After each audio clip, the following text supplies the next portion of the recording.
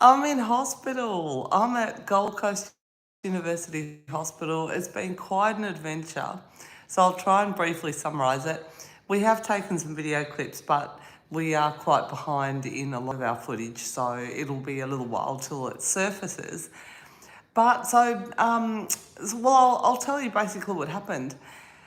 I mean, long and the short of it is I've had two fairly severe seizures, so I was brought here by ambulance. So what happened was last night, so today is Sunday here in Australia, and yesterday was, of course, Saturday. It was about Saturday 6 o'clock, and Amity says the last thing I did was I asked her if she wanted some vegetables for dinner. And then I went into I must have started them heating in the microwave, I think. And then I came back into the lounge room. But oh hi, I'm actually just doing a live stream on my YouTube. Can I do that? Yeah. A nurse has just come in. Do you want me to come or? Can I just do a live stream and then come? You call me when you're ready. Oh, thank you. That's a pain for the hospital staff. That wasn't very good. I just jumped on live, that's all. I'm not sure how often they get that. I'm not sure if they would be that impressed. Hopefully she's got someone else to see. I will get onto the hospital staff in a minute and how fantastic they truly are. But anyway, back to the story. So that's the last thing Amity remembers me doing. And then Luke took Spencer downstairs in our high-rise building, right down to the ground level where we've got our huge industrial bin, where if we've got something particularly grotty in our apartment or something, we'll take the bin downstairs rather than putting it down the rubbish chute. So Luke went downstairs in the lift by himself. Well, I mean, not by himself, sorry, with Spencer. And then Amity said she heard a loud thump and she looked over and I was on my back. It's convulsing. So she ran over and obviously had a look. And then she was really good. So she's almost 12 years old now and she's just a lovely 12-year-old. Well, all 12-year-olds are lovely, obviously, but she went downstairs in the lift by herself, which she hasn't been very keen to do. Now she can go down the lift by herself, but it has taken her a while to sort of build up the courage over the years. You know, when she was little, she was actually quite scared of the lift, and now, hi, thanks for commenting. I can see, yeah. Thank you so much for saying hi. I saw your comment there. Really appreciate that. I'm in Australia. Where are you? And so Amity went down in the lift by herself, right down to the ground level, and went and fetched Luke and told him that I had fallen over and I wasn't, like I was seizing. So he came straight back upstairs, and Luke actually got quite a fright when he saw me because I was purple. I was going purple. So he was actually very concerned. So he came over and tried to get me responsive. And he said a way to get someone responsive is to cause some discomfort on their chest bone here. So he used his knuckle. Luke is a trained medical doctor. He used his knuckle and I was unresponsive and going purple. But I did have a pulse rate, so that's lucky. That's very lucky. But anyway, he called 000. And when he told the emergency workers my case over the phone, they arrived within 7 minutes, so they took it really seriously. So when he said I was unresponsive and going purple, they triaged it to be urgent. So I had no, like, that's amazing, honestly. And I've been been feeling really tired, and since Spencer was born, I haven't had an unbroken sleep since. And yes, he breastfeeds minimum of 2 nights, 2 times a night, sometimes 3. So you know, it's full on. It's days and nights, but the nights, you know, I've had a lot of chronic lack of sleep. So it is, but that's not because of the breastfeeding though. That's just him. Like he really does just sleep like that, you know. And if anything, breastfeeding settles him down when he wakes up. But then I've been tired and I have been waking up with a headache, which is why I've been using that the light device just to help with the headaches. But I have been but I've been feeling well. It's been fine. So that was a real surprise that something like this happened. Hi again. Thanks for putting a comment there. So then the ambulance personnel came within the 7 minutes and I was still unconscious. So I was actually unconscious. I was unresponsive and unconscious. And yeah, but I did have a pulse rate continually. The emergency worker did tell Luke to start CPR, but he said there's no need to start CPR. I am a trained doctor. She does have a pulse. So that was lucky. But anyway, when the ambulance personnel came, I had apparently wet myself. So that is a very common thing in seizures. You become incontinent. So that's what, if you're suffering from a seizure, that's a very common thing that happens during a seizure. You lose control.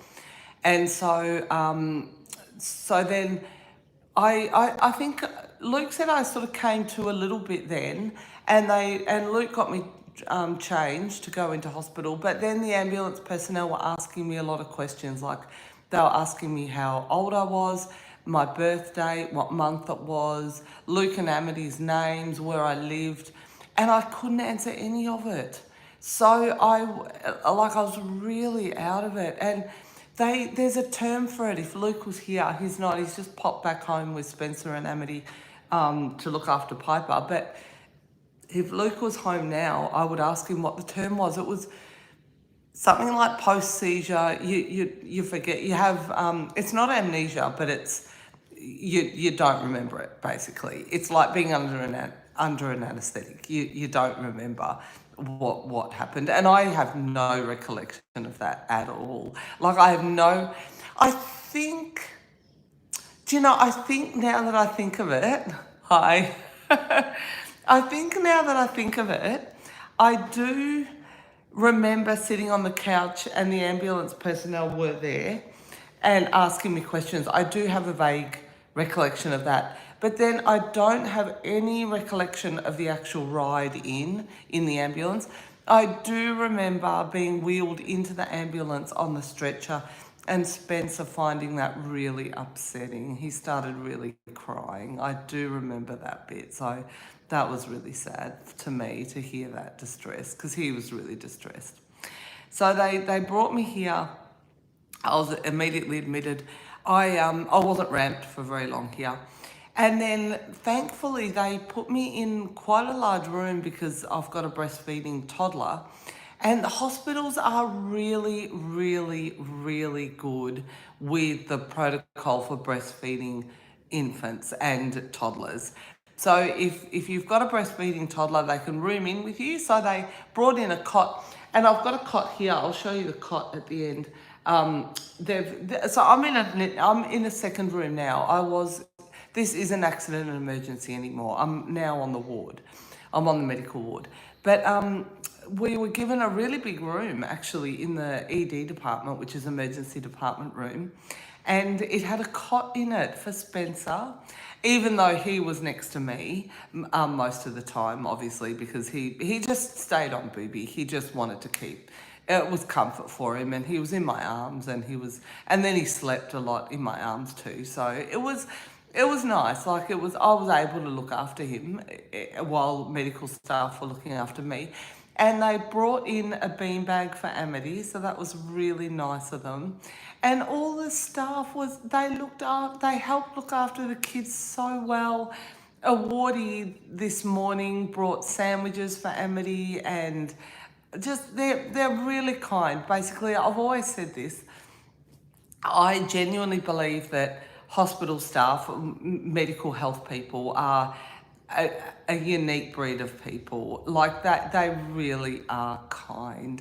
they're generally the sort of people that even if they've been to university for 6 years, they won't find it too much to give someone a cup of coffee or to straighten someone's blankets or to just, they've got the intelligence and they've got the compassion and they've got the base care for a human being. And I have to say, in all honesty, in this a real AI driven world now, that is a real it's just really refreshing to be amongst people like that genuinely do have at their core looking after other human beings, which was just heartwarming and really nice. So we've been really looked after well here. But anyway, back to my medical whole dramas. So I was seen by a whole host of doctors. What they did work out was that my electrolyte balance was really low. And I've been drinking too much water, basically. So I do drink a lot of fluid because I feel thirsty because I'm feeding, obviously. So I have been drinking a lot of fluid. So they've cut me back on fluid. They've told me to not drink as much water, and they've given me some electrolyte drinks and some fruit juice and also I've had heart monitors all over, and I've had a ECG, which was fine, which was good. And what else have I had? I've had all sorts of monitoring, and so basically they think the seizures was just caused by chronic lack of sleep, stress, and low electrolyte balance or a poor electrolyte balance or something. So I've been trying to eat really healthy, like vegetables. I don't have condiments on them. I don't really have a lot of processed food. But ironically, I've been actually told to have a little bit more salt in my diet. So, to try and bring up the electrolyte balance. And so, for my heart, because your heart doesn't like it apparently when your electrolyte balance gets too low.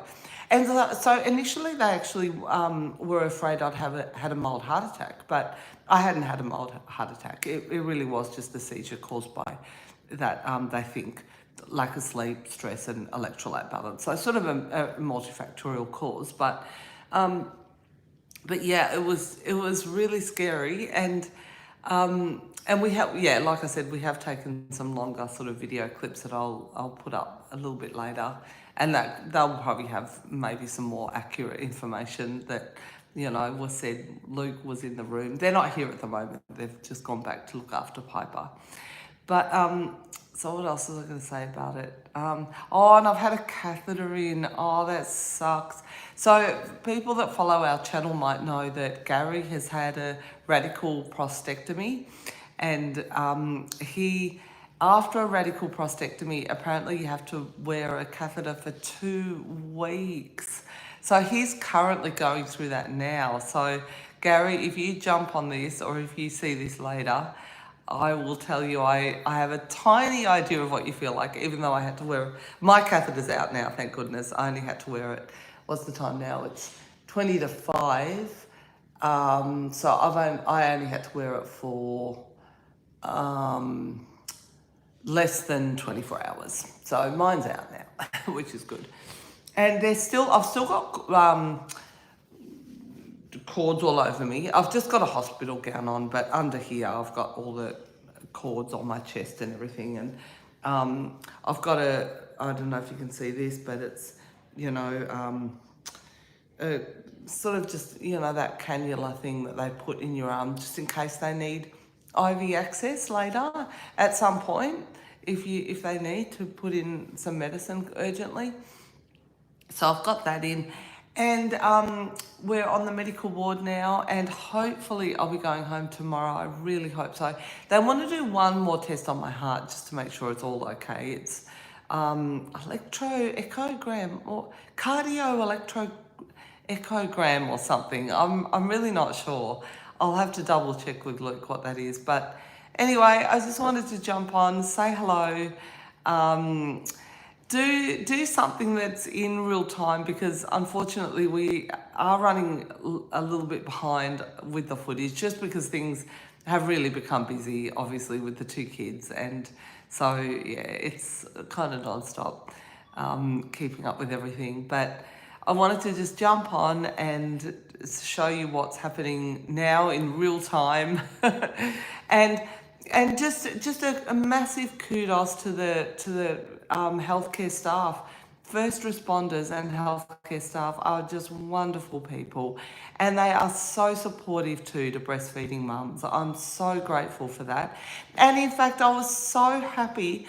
Our medical doctor came in and to do his morning ward visit this morning, and Spencer was breastfeeding at the same time as he was talking to me. And I said he's breastfeeding, and he said I have a 4-year-old, and yes, he's still breastfeeding too. So there you go. It is normal. It is something that people do. It is something that children really, really, really benefit from, and the health system and the health professionals and this hospital anyway is very, very supportive for breastfeeding mums. So the policy for breastfeeding mums is, because I am breastfeeding, I can have Spencer room in with me. They've brought in a cot for him.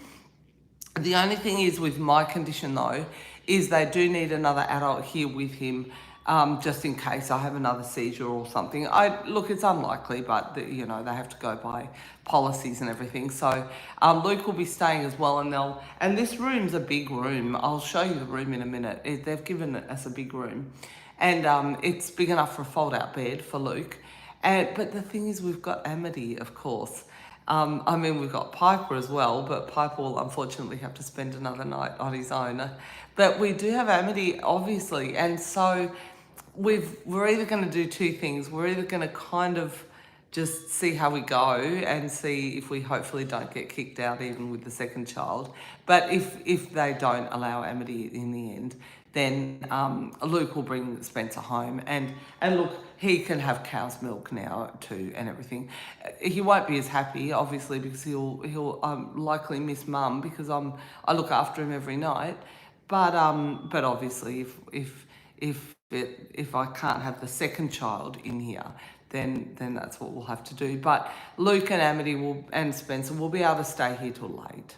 So Spencer will be able to have a breastfeed late into the evening. Then even if they have to go home for a few hours, and then they can come back again early in the morning. So I'm very grateful for my family, and I'm so grateful for my two beautiful children. And my daughter actually saved my life. She did. I was already going purple when she went down to, and so Luke did roll me over onto my side, and he cleared my airway because I had vomited. Oh, sorry, I forgot to mention that too. I had vomited. So, oh yeah, I'm finishing now. Yeah. So the staff were in. So I had vomited. So yeah, come in. So I had Luke had to clear my airways, roll me over onto my side and clear my airways. But anyway, staff's come to do my obs, so I better go. But anyway, I just thought I'd jump on and fill you in. So bye everyone. See ya.